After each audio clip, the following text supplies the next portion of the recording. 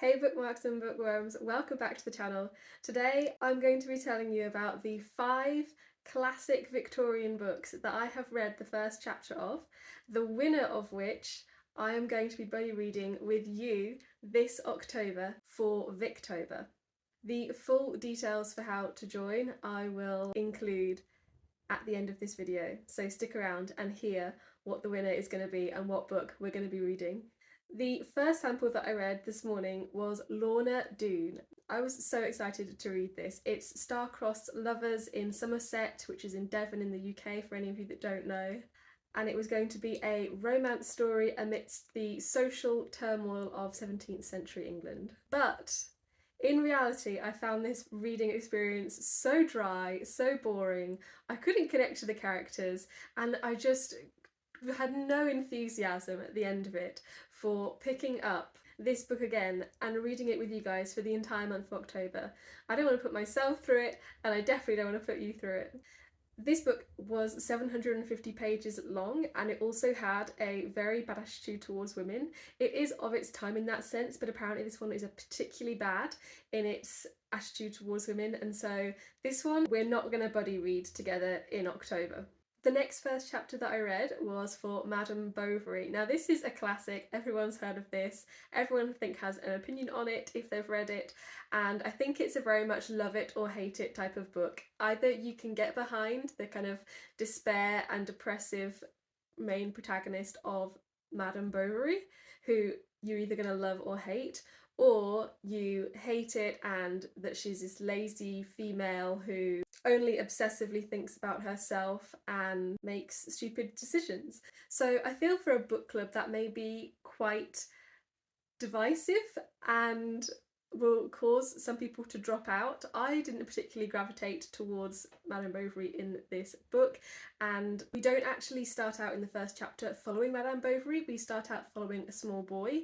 But do I want to be running a buddy read for all of us in October where half of the people are going to drop out and hate the book and half of us are going to stay and love it because we're fine with the sort of Victorian Atessa Moshfegh protagonist vibes? I don't know, maybe, but I'm still on the fence about having this as the group read, and I'd be surprised if this one came out on top. The next first chapter I read was from Mary Barton by Elizabeth Gaskell. I've read an Elizabeth Gaskell novel before. I read North and South probably 2 years ago now, and I absolutely loved it. I loved the writing, I loved the social commentary on England at the time, particularly the working classes, and this one again, Elizabeth Gaskell doing what she does well. We're set in Manchester, and it is about the social and political turmoil during the Industrial Revolution in England, which is a period of time that I know a lot about. I learnt about it a lot at school. I find it interesting. One of the things that Elizabeth Gaskell does really, really well is evoke and capture the sentiment of the working class, and I feel like if you're going to read a Victorian book describing working class by anybody, make it Elizabeth Gaskell. Leave me down in the comments below who your go-to Industrial Revolution, working class depictions of society author would be from this time period to give me more options to go to. But so far I am loving Mary Barton from the small amount that I've read so far. This novel is not just about that either though. The second part focuses on a murder that happens when a mill owner, a progressive mill owner, is murdered, and then the third part is essentially a romance plotline. So presumably the main character, Mary Barton, has some sort of dalliance and romance. So I mean, crime, murder, romance, Elizabeth Gaskell, a classic novel. This has all of the hallmarks that I would be wanting and looking for a buddy read for all of us in October.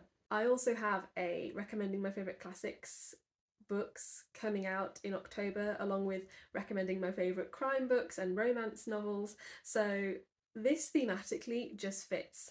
As you guys know, I've done a genre series for most of this year where I've gone through each genre, so literary, contemporary, thriller, magical realism, etc., and recommended you my favourite books within those genres. And so the fact that I have these specific genres coming out soon in video form, classic, crime and romance, I feel just ties in so beautifully to the fact that the buddy read for October will be Mary Barton, potentially, depending on how the next 2 chapters fare. So next up we have Little Women. I really enjoyed this, but it felt very young. So it felt like you could give it to a 10, 11-year-old, and in fact most people do read Little Women when they are in that sort of pre-teen, teen age, because it does read very easily and it flows nicely. It's not hard to understand, it's not stodgy like a lot of classic novels have that reputation of being, like a Lorna Doone, for example, that is 768 pages and didn't necessarily need to be 768 pages. My only hesitation about Little Women is that potentially, as I've watched the movie, this is not a plot that I'm experiencing for the first time. There's not going to be any surprises in this. I know what's going to happen, I know who dies, etc., etc., because I've watched the film and I kind of like the idea of going into a book not knowing what's going to happen, and I don't have that with Little Women. So I'm thinking maybe this would be second place right now to Mary Barton. So right now, Mary Barton is in first place, Little Women probably in second, and then Lorna Doone and Madame Bovary are just so bad that I wouldn't have any of them as a book club. So going on to the fifth book that I read the first chapter of this morning, this is Middlemarch. Now, this is such a strong contender because whilst it's 1,000 pages long, which does put it at a disadvantage because Mary Barton is only 500, so Middlemarch has the disadvantage of being so long, but it is on my list of things to do this year to read a George Eliot novel because I was born in the George Eliot Hospital. It just feels very full circle. But on reading this first chapter, I don't think I took anything in. I was so intimidated by this book that I think the only word that actually stuck in my head was Dorothea, which is the name of the protagonist, the female protagonist. I think it's just one of those things where you're looking at a 1,000-page novel by one of the most famous authors in the world, that's one of the most loved books in the world. I feel like everyone who reads Middlemarch absolutely loves it. And I feel so much pressure to like it that I feel like I kind of need to read it on my own, not in a book club maybe, and also maybe choosing a smaller book for a book club, not 1,000 pages and more like 500, like a sort of Mary Barton book. So I think then out of those 5 Victorian novels, I am going to be running Mary Barton as the novel of choice. If you want to join me and read Mary Barton for Victober in October, all you have to do is click on the coffee link in the description. That will take you to my coffee website, which is basically an online tip jar. Leave a tip. It's something like $3, so it's like a nominal amount to basically just show that you're going to kind of show up and participate, and also to cover things like my time administrating the group. So this is Editing Charlotte, just quickly interrupting to say that if you are a coffee member in either one of the 2 tiers, you will get free access to the Victober Book Club as sort of an extra freebie in the October month. So you don't need to pay extra. I will send you the email link privately if you so wish to join along for Victober. If not, I shall see you in October for the book club or the extra video tier, whichever tier you belong to. Okay, back to the video now. So click on the link, leave a tip, and I will send you the link to the book club, which is being hosted on the Fable app. I've spoken about the Fable app before, but I'm going to also show you a shot here of what the app looks like. Our group in particular for the Mary Barton read along, we have a schedule so you know exactly what chapter and page you have to be on for every reading milestone. There are specific discussion and chat groups for each chapter, so you're not going to get spoilers if you're a little bit further ahead or behind. You can click on the exact chapter that you want to talk about and see the people who are discussing that up to that particular point. And yeah, overall it's just a brilliant app to use.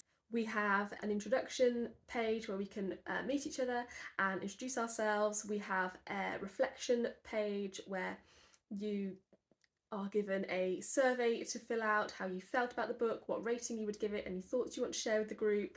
And overall it's just a really lovely, accessible, dynamic app to hold a book club on. So I'm excited to see you guys over there. I'm thrilled to be reading another Elizabeth Gaskell. It's been 2 years since reading one, and I'm ready. I'm absolutely thrilled to dive into Victorian Manchester and workers' rights and crime and romance and everything else that Mary Barton has in store for us. So Click on the link in the description box. I will leave it clearly marked as Mary Barton. Leave a tip in the online tip jar and I will send you the link to the book club on the Fable app. So that's all from me today, guys. Thank you so much for watching. Lovely to see you as always, and I shall see you in the next video very soon. Bye!